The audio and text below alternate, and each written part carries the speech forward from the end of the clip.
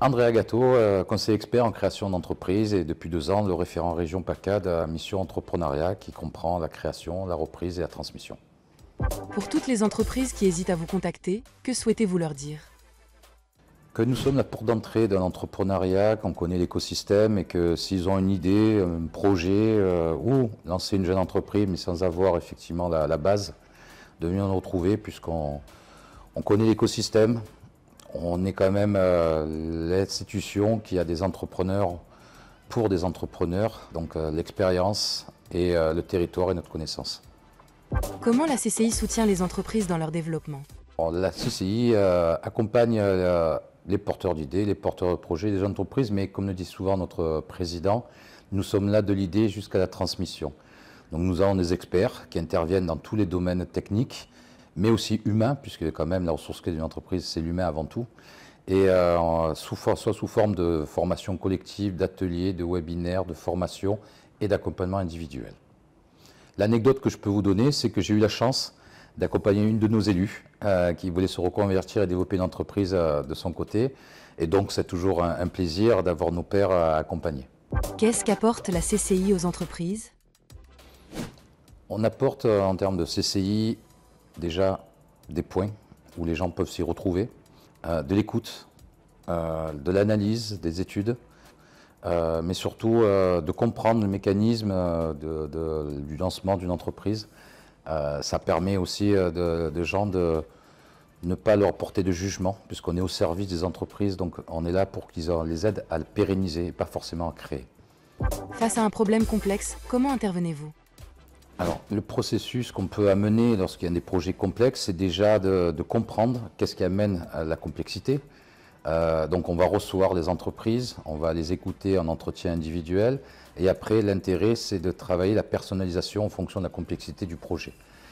L'humain est au cœur de tout, donc on se dit souvent qu'on est notre propre ennemi, donc il est important dans un premier temps de transcrire un petit peu quel est ce problème, est-ce qu'il vient effectivement de la cohésion entre la vie personnelle et professionnelle et de travailler après sur l'écosystème qu'on connaît très bien. Donc on va s'appuyer sur des partenaires ou sur nos experts internes pour faire des études, pour faire de l'analyse et pour travailler sur la stratégie pour que ça devienne une solution. Quel est le conseil numéro 1 pour passer de l'idée à la création de l'entreprise? Le premier conseil qu'on peut donner aux personnes, c'est de pouvoir bien s'analyser. Ils sont la ressource clé du projet et il faut que le projet tourne autour de la personne et pas à l'inverse. Il faut qu'il y ait une cohésion entre sa vie personnelle et professionnelle pour bien valider son épanouissement et que ça devienne fluide dans le développement de son entreprise. Donc ce qui est important, c'est vraiment travailler sur l'humain avant de travailler le projet. Quelle est la première question que vous posez à un futur entrepreneur? De me raconter son histoire et sa genèse. Pourquoi ce projet lui est arrivé, quelle a été effectivement la source de son idée et comment effectivement elle va transformer cette idée en projet et comment elle voit effectivement l'évolution de sa vie entre son environnement personnel et son future vie de chef d'entreprise. Quel est le piège à éviter?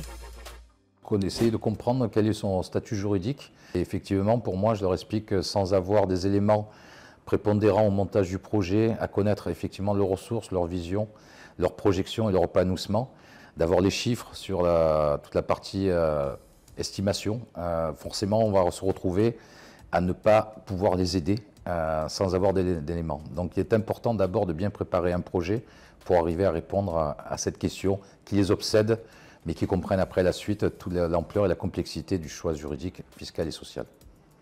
Quelle réussite vous a le plus marqué? Ça fait 18 ans que je fais l'accompagnement, mais il y a toujours un projet qui m'a marqué et qui restera à vie. C'est une personne qui était autodidacte, qui vivait dans des bidonvilles à Marseille et qui est aujourd'hui à la tête de 3 sociétés. Donc oui, ça a été une super réussite et une belle anecdote puisque cette personne, je le connaissais quand j'étais jeune.